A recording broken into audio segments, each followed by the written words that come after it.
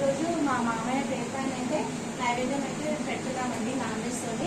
నేనైతే ఇప్పుడు non veg అయితే క్లీన్ చేసుకుంటున్నాను, వాష్ చేసేసుకుంటున్నాను.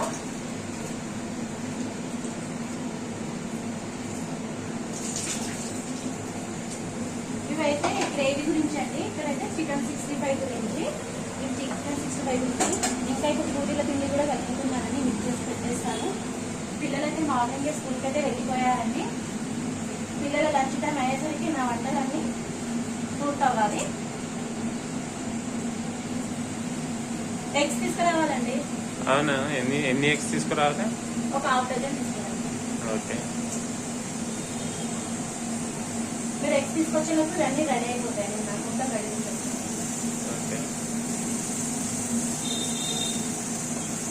ఇందులో కూడా చికెన్ గ్రేవీ గురించి పెట్టేశానండి. ఇది మాత్రం బిర్యానీ గురించి.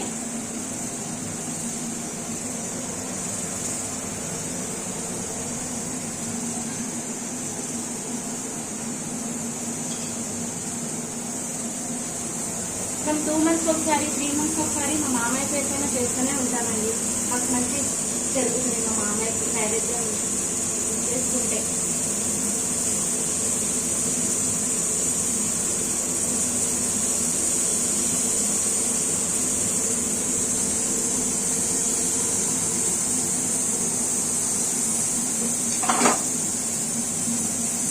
ఇందులో ఏముంది? అందులో దీంట్లో రైస్ వండానండి. ఇప్పుడే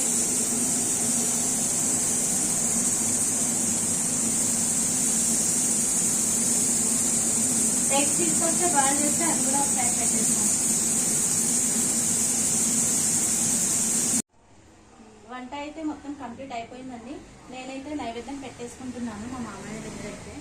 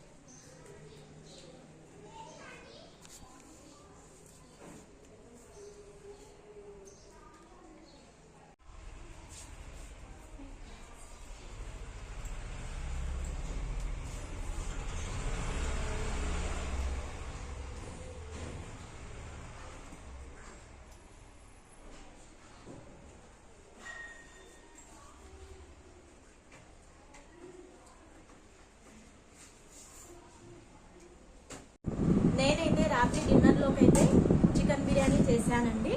చికెన్ బిర్యానీ రైతా చేశాను. మా పిల్లలకి మా ఆయనకైతే చికెన్ బిర్యానీ అంటే చాలా ఇష్టం.